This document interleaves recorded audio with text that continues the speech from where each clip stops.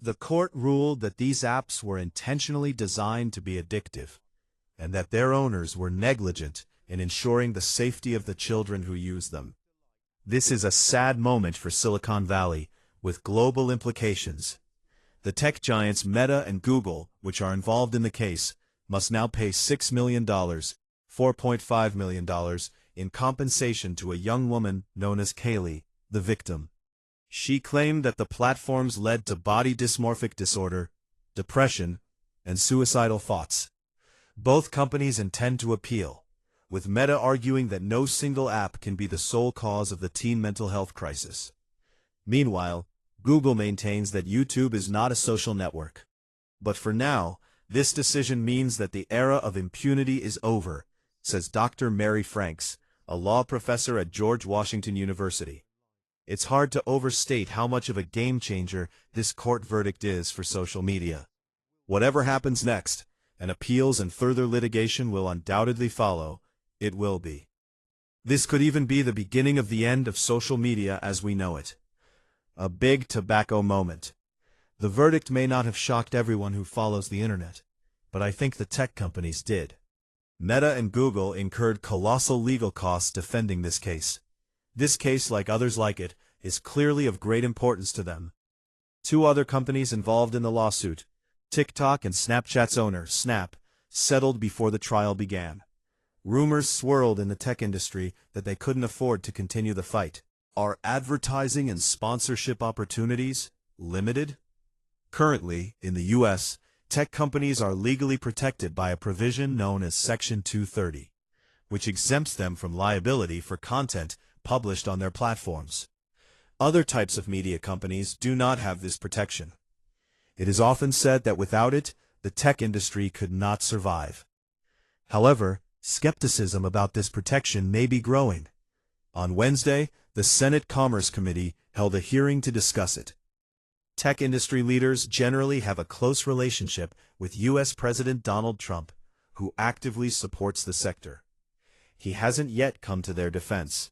Massive challenges to social media and other technological systems designed to maximize user engagement at the expense of their well-being. And Australia, where Dr. Nichols lives, has already done just that. In December, the system blocked access to major social platforms for those under 16. The UK and other countries are considering a similar decision, and this verdict certainly adds weight to the arguments for such a move. For some parents already facing difficulties, banning these platforms for children is an obvious solution.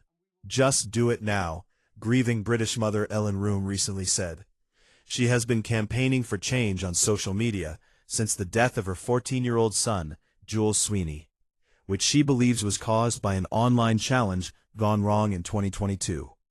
However, there remains disagreement in Parliament about what action should be taken. The House of Lords and House of Commons are currently engaged in a so-called ping-pong debate over a proposed amendment to the Schools and Child Welfare Bill, which would give ministers a year to decide which platforms should be banned for under 16s.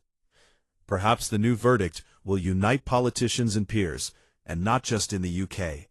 Will we one day look back on this period in history and wonder why we ever allowed children to indulge in unsupervised entertainment on social media?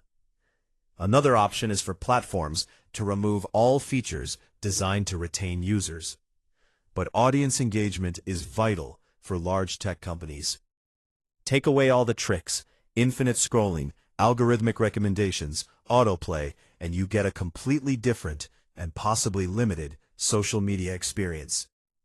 The success of large platforms lies in attracting large numbers of users, keeping as many people online as possible for as long as possible, and bringing them back as often as possible to show them as many ads as possible.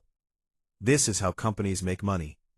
In a number of countries, including the UK, children are excluded from this advertising campaign, but this only happened after regulatory intervention. However, today's children are tomorrow's adults, and the ideal scenario for tech companies is for them to reach 18 as regular users. Facebook, Meta's original social network, is often jokingly called the boomer platform, but data from 2025 shows that nearly half of its global users are aged 18 to 35. Many challenges remain. Kaylee's court victory marks the second defeat for major tech companies in a series of similar cases set to be heard in the U.S. this year. And there's more. This landmark verdict, along with many other similar lawsuits against social media companies, signals a shift in how courts view platform design as a set of decisions that can have real legal and social consequences, said Dr. Rob Nichols of the University of Sydney. This opens the door to a much larger scale. Subscribe to the channel, like and share this video with your friends to stay updated. See you in the next episodes.